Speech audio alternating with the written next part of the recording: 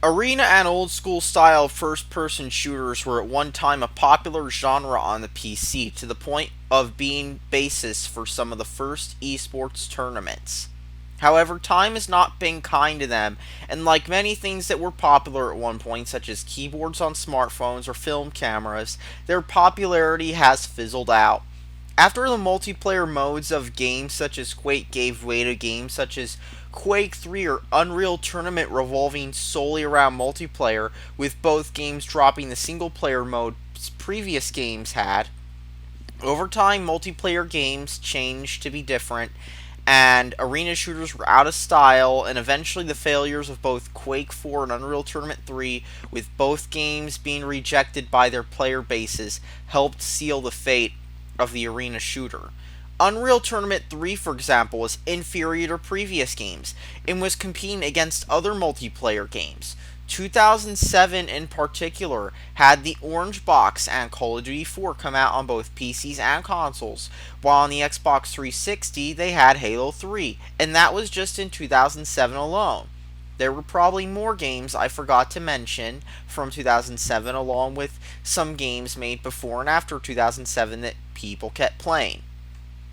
Lately, there have been new multiplayer shooters with arena style gameplay coming out only to die out quickly with no player base, and for a good reason. Everyone's trying to make a multiplayer game now, as only a handful of games swallow up a player base.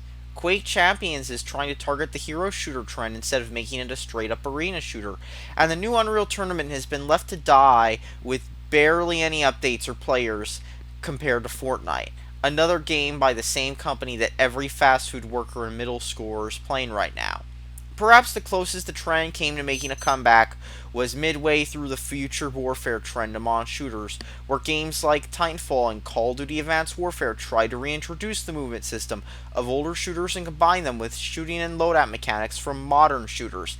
It was quickly short-lived, as the audience for these kind of games complained they were too fast, while fans of older games could care less about them because to them modern games are the worst things ever and modern gaming ruined everything. So fans of the older shooters really didn't give a shit about Call of Duty or Titanfall or anything, and both Black Ops 3 and Titanfall 2 ended up slowing down or reworking their movement mechanics, and Call of Duty actually went back to being a World War II shooter. Maybe it's a good thing then that the game I'm talking about here today, Dusk, is single player focused with the multiplayer that's sorta tacked on. Now, Dusk is an early access game, as only 2 out of 3 episodes have been released so far. This review is going to be a bit harsh, but hey, it's an early access game. This means it's still in development, and maybe the developer might listen to criticism. I mean, they did comment on my Steam review, so maybe they'll listen to criticisms of this game. Now, Dusk is essentially a throwback to 90s shooters, specifically the original version of Quake for DOS, right before GL Quake, Quake 2, and Unreal came out with much smoother graphics, thanks to 3D acceleration. Essentially, it wants to be that video game you'd play on your Packard Bell while blasting Frontline Assembly, KMFDM, and Nine Inch Nails CDs really loud, with a poster for Akira on your wall and a sign saying "Get Out, Mom" on your door. Despite this, the level design feels more like that of, say, a more modern arcade shooter such as Serious Sam or Painkiller, and the gameplay really reflects this. Dusk nails the feel of playing a bargain bin shooter or Half-Life mod from the 90s. You run around a wide open level you can easily get confused looking for the way forward in, and shoot on enemies in open areas to kill enemies in. Sure, there's a key card here or there, but newer shooters did away with key cards for triggering events on the map instead. The level design isn't exactly spectacular, and while older games such as Quake or Quake 2 favored more maze-like level design, Dusk's level design is about killing things in a more open, empty, bland area, and a level design influenced by boss battles that can be reminiscent of Unreal at best, and at worst like a mediocre Half-Life mod. And at times the game does feel like a generic Half-Life mod. Wasn't there that one mod called They Live where it was all grimdark and shit, kind of like this game wants to be? I might be recalling incorrectly, but, you know, it kind of makes me think of that. Actually, yeah, it was called They Hunger, I think. That's what it was called, yeah. Anyhow, here's how the game plays. You pick up different weapons which you can run out of ammo with easily and you shoot enemies. I mean, it's okay, but the thing is, I'm not really a fan of that kind of gameplay or level design where it's all sparse and you spend more time looking for what to do next and whatnot. I mean, I prefer more maze-like designs or even the 2000s linear-ish level design where you had an idea where to go at least, where it felt like you were doing something as you played the game. Dusk's music is sorta generic, nothing too memorable. It reminds me of Painkiller or Dark Force's iMuse sound system. You'll be going around killing things with no real music playing, but then when you get into a fierce fight with tons of enemies, it'll really kick in the metal. Let's talk about the graphics and art direction, since this is one of my major gripes with this game. Now, who here remembers when pixel games were the new hip thing, to the point where every pixel retro-inspired game looked very similar, when there were tons of games coming out on the Xbox 360 and Steam, sometimes made in Game Maker or RPG Maker, sometimes made in something like XNA, and they all basically had the same idea. A game inspired by a retro game, with only a few standouts, as everyone who wanted to make a game went in with the same idea. Hey, look at this retro game, inspired by some older game, except maybe with a twist or message, but usually it's going to be some retro throwback game to some game you might or might not have played as a kid. And there's like only a few standouts because every developer went in with this mentality to the point where they all remind me of this one band, Greta Van Fleet, I think. They're a radio-friendly band that's popular because they're essentially a Led Zeppelin cover band. I mean, shit. Even their lead singer is a Robert Plant sound-alike.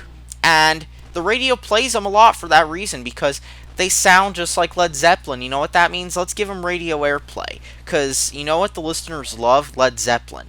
And while sounding like a cover band, or in video game terms, playing like a clone is a major issue, it's even worse since games are doing it to, well, push nostalgia buttons, and oftentimes to mask the fact that the game, quite frankly, looks like shit, and that usually the developer didn't want to put the effort into making better looking stuff. And that's how it was a lot of times with pixel games. But you know what? The kind of people buying these kinds of games really could care less. Undertale is the best example of this problem, in my opinion. Its art style was inconsistent. Its pixel art was terrible and reeked of a Tumblrized style with these Tumblr-like illustrations with that Tumblr style you just see all over Tumblr. I can't put my finger on it, but it looks just like that, and it only had two colors. But you know what? Nobody cared because it tried to approximate retro graphics. And that's the major difference between indie games with pixel graphics and old games using these same graphics. In the 90s, numerous arcade games and the better console or computer games were designed around the limitations of the platform, trying to push every ounce of power out of the platform, or at least making it look visually appealing. With consoles, you didn't want the game to run poorly on what hardware you had. On the PC, you didn't want to make the gamer buy more upgrades for his PC.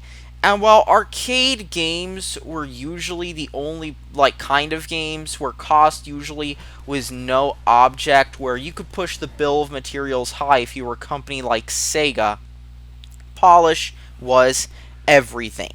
And arcade games had lots of sprite scaling and whatnot in there. I mean, look, even the later pixel games, like say Ketsui from 2002 or 2003, which apparently wasn't ported to the PS2 because it had effects that were too graphically intense for that thing to handle.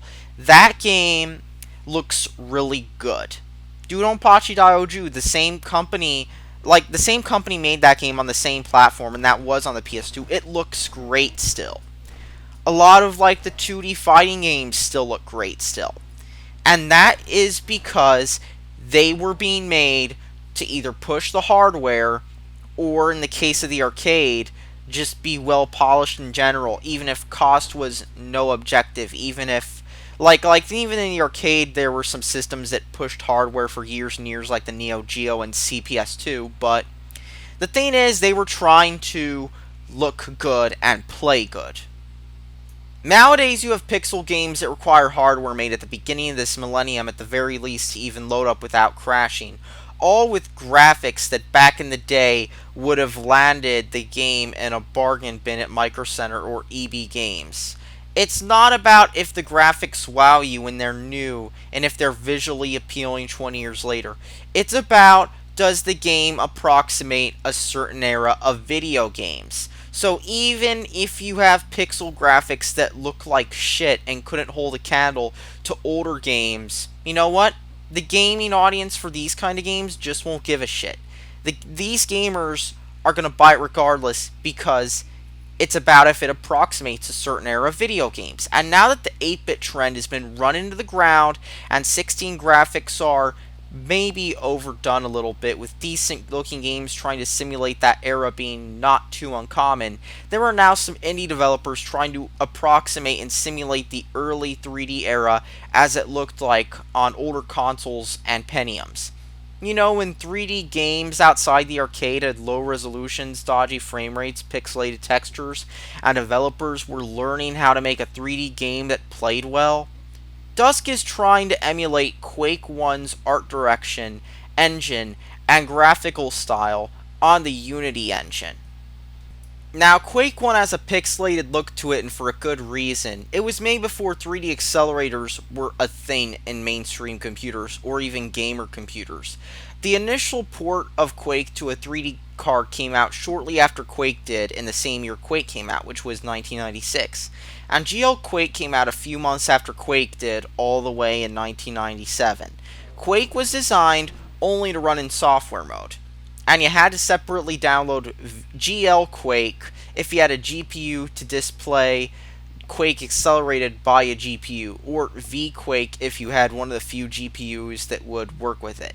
That's right, your CPU was doing all the 3D rendering work for Quake, and your video card just displayed what the CPU rendered. Anyhow, this means that Dusk looks like an eyesore, like a game trying to pretend it's in the past, but coming off as ugly instead. There seems to be something iffy about the texture worker models, but I can't quite put my finger on why. Maybe it's the extremely pixelated blood effects that are just square pixels, or the explosions. Maybe it's the iffy textures. Maybe it's the lighting looking like a shitty graphical mod. I don't know.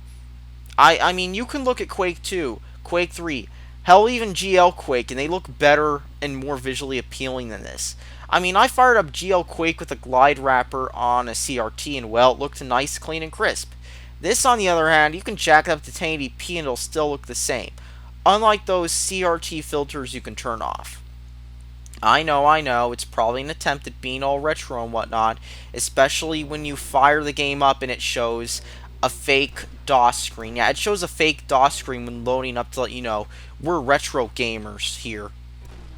A bigger issue with the game's art direction is that it suffers from the same effect Minecraft does, where if you have, say, an integrated GPU, it'll run with performance issues. I ran it on an ultra-low voltage Ivy Bridge CPU with an Intel GPU on one of my laptops, and it ran iffy at 1366 by 768. This is despite the Quake 1 level graphics. So while this game might run great on a newer or higher end GPU, it'll run iffy on integrated. But you see, these aesthetics play a big part in why this game has been talked about by internet gamers. See, many modern day first person shooters with brand names of older shooters will take Painkiller, slap a new license on it, and call it a retro style shooter. And that's still better than what games like Quake Champions did, where that's a generic hero shooter, which is free to play even. I mean, it's going to be coming out as free to play soon, and I bet nobody's going to play it. Or Wolfenstein 2, which is a video game where instead of killing enemies, you're learning about the character's daddy issues and some super serious drama replacing what was a simple game about an American soldier in World War II killing Nazis or whatever. I mean, fuck listening to some character's daddy issues. I'll go play Return to Castle Wolfenstein instead or some shit. Now, Dusk does something different. It takes retro 90s aesthetics and adds them to the Painkiller clone formula. And for that, it's managed to stand out from the crowd of Painkiller clones. Now, if it sells well is another story, and so far it hasn't sold too well, but maybe by the time you watch this video, it'll sell millions like Undertale did. And I still remember when I reviewed that game, and I'm like, this game doesn't even have a wiki page yet, and that game ended up selling 3 million copies. At least its retro 90s aesthetic gave it a shout out by Lazy Game Reviews, a YouTuber controversial in some scenes due to him both causing eBay buyers to like jack up prices and eBay prices in general to rise for everything he makes a video on. And well, him admitting in one video his channel is now sort of a business for him. At the same time, Dusk has another competitor due to its gameplay, art direction, and whatnot. Dusk's whole gimmick is, well, hey, look, it's a modern Quake, it's a new game just like Quake, except here's the issue. Quake and other games in the same genre are actually still available on Steam for sale. For just $5 on Steam, you can get Quake, download a source port such as Dark Places along with the soundtrack files, and get ready to kill some enemies. For $25, you can get Quake, Quake 2, Quake 3, and all the expansions. For comparison, Dusk costs $20 and literally offers nothing new. I mean, there's a reason I appreciate many underrated shooters from the last console generations, the last 2 to 3 ones. There were a lot that tried to stand out, be it with innovative stories, new takes on old gameplay, or in the case of Crysis, just being so damn well polished. Now let's talk about the multiplayer aspect of Dusk. Dusk World. See? Get it? It's called Dusk World. Because Quake called its online update that allowed multiplayer to run well on dial-up modems at the time, Quake World. Hey look! Retro gaming references! Now Dusk World only has a handful of people online at any given time, and it's no surprise why, really. While it has more people on than, say, Unreal Tournament 3 and maybe as much as Quake World or Quake 4, games like Quake 2 or 3 have more people online playing at any given time. Arena shooters are a dying genre, and a new game that ends up feeling like a clone of other games isn't going to stand out and help this game sell copies. But how is the multiplayer itself? Well, it feels like one of those bad generic multiplayer games from the 90s, of course. The maps in the game are pretty bad. One map I played was a wide open area with nobody in it, while the other was a empty field or whatever. And then there was one which was like a bit smaller, and that was the one I played on a game on, and it was where I constantly respawned near enemies and kept fucking dying. I mean, I'm not even kidding. I would just spawn in next to them over and over again. There's only one mode, and it's deathmatch. And if anything, this feels like I'm playing the generic deathmatch mode from Half-Life that nobody plays, considering the multiplayer mode in that game seemed to exist only for Team Fortress Classic and Counter-Strike anyhow.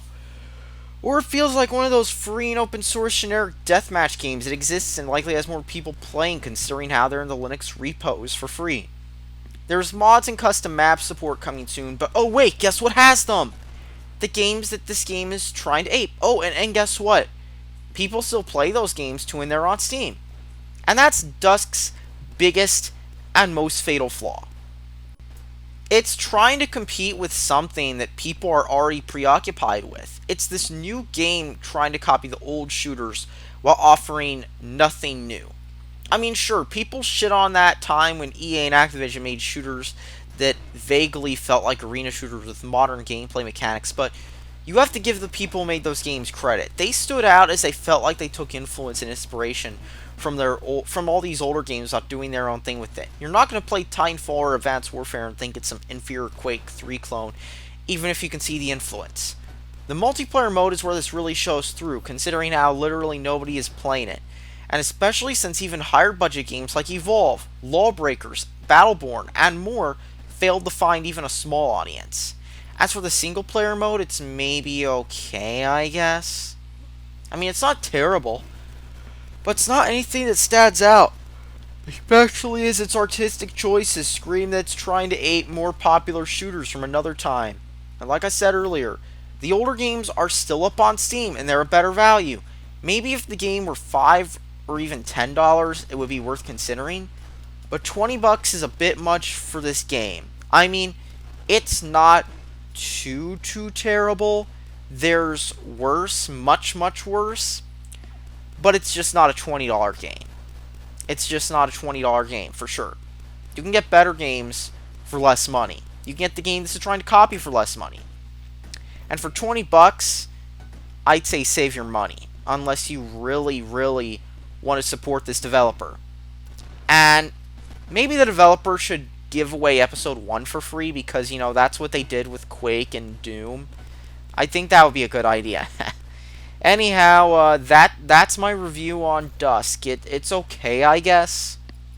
I mean, I'll stop short of calling it a bad game because it's not anything like pretty awful, but like it's just not that good either. It's just meh. It's just meh. It's all needs to be said, people. Thanks for watching and subscribe for more.